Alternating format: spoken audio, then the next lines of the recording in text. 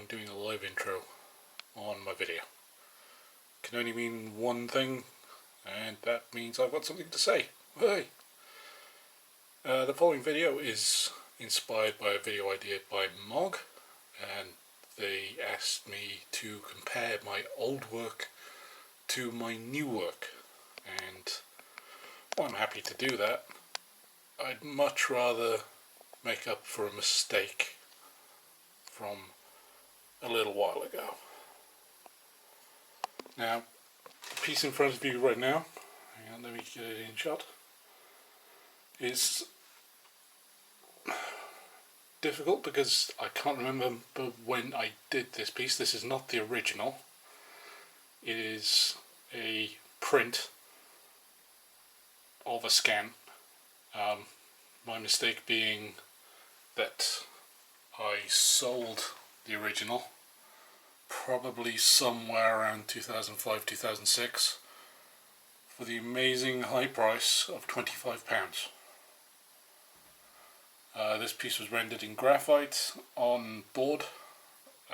As I said, this piece, I can't tell you when it was made.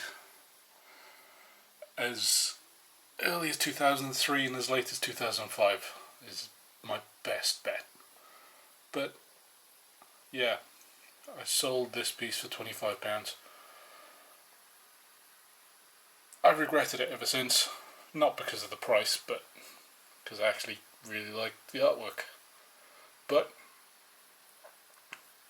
I reckon I can do better now.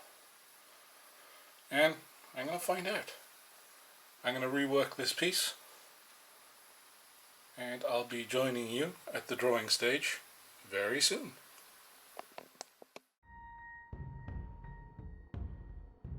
So, welcome back to the channel. I'm not going to pretend. I'm not going to mislead you. This piece was an absolute nightmare. And I'm not saying that just for dramatic effect. This was a horrible piece to do. It's my own fault.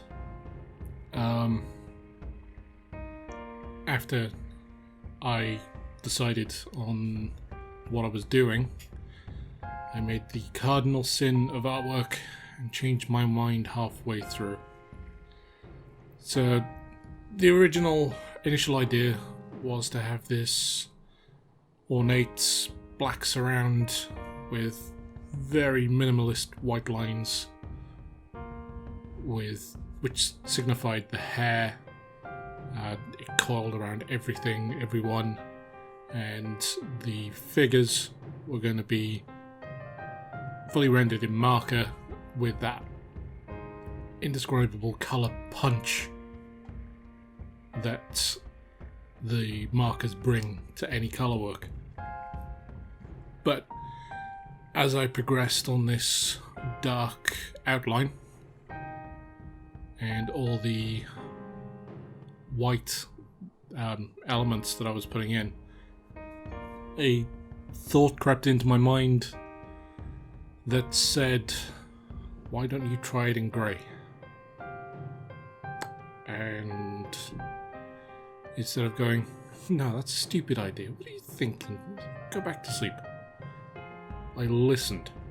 And that's where my first issues with this piece came. You can see there that the outline was looking quite staggering.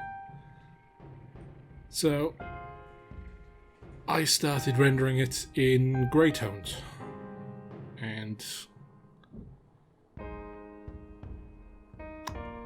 at this point it was late at night. I was working by daylight bulb only, and what I saw with my own eyes was neutral greys.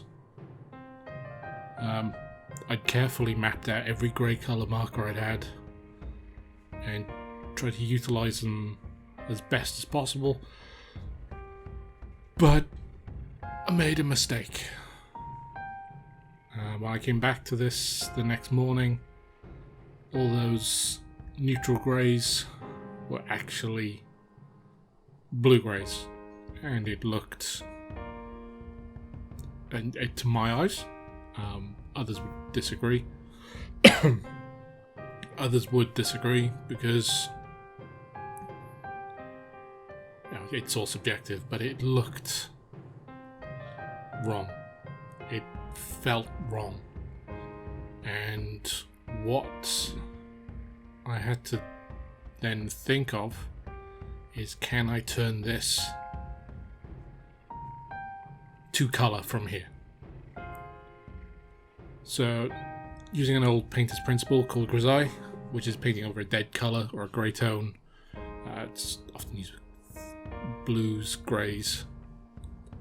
I played about in overlaying colours over the grey, and thankfully the paper that I was using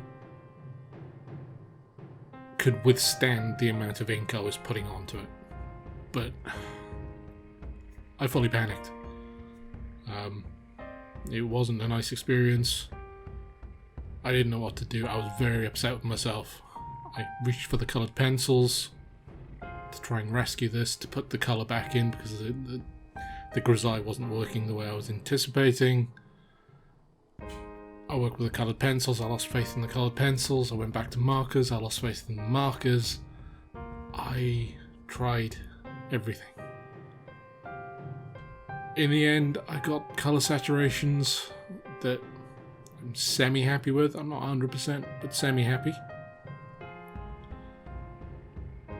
And I managed to work the piece up the way I originally hoped it would be, but not the way I envisaged it coming out. Tongues. It always get in the way. But the most remarkable thing is the paper I used. It's a new paper to me. I haven't seen it on the market before. It's from Canson, and it's called The Wall. Now, it was described in the adverts and the write-ups as being a bleed-proof marker paper, an absolute beast for layering, and the top end. So I managed to get some on pre-order on Amazon. I don't think it was a case of it wasn't out yet. It was just unavailable in most retailers. So I managed to get some, and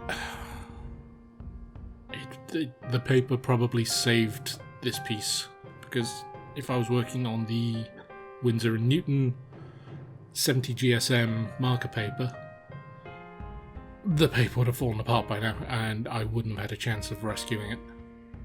This is, I think it's over 200 GSM, and it's absolutely fantastic. I'm not going to pretend that. So, the other thing that happened is I started on these roses, which I described as a layer of hell. And that says it all, really. Layer after layer of one tone, pretty much. And these were the results. I was recording on a 4K camera, so my card actually ran out before I got all these done. But they were agony. They made my hand hurt so much. So this is actually the sun came up between the images there. So back to the paper. To the fingers, it feels like a Bristol board. It has that smoothness and that weight to it that you don't find with cartridge paper or other surfaces. And what you'll see is on this paper itself, and this is an old, the last image I did. The back of that is completely bled through. You can see the marker when you turn the Canson wallpaper over. Not wallpaper, but the wallpaper.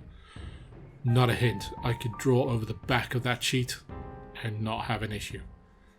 There is some bowing on it from where the marker and the amount of pen ink went into it. So here's the two pieces side by side, possibly about 16 years between them.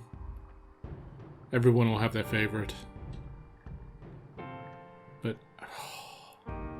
this one beat me up. Anyway, I'll stop waffling on. You've sat through 10 minutes of this, so you know the deal by now. Like, comment, subscribe, share it about.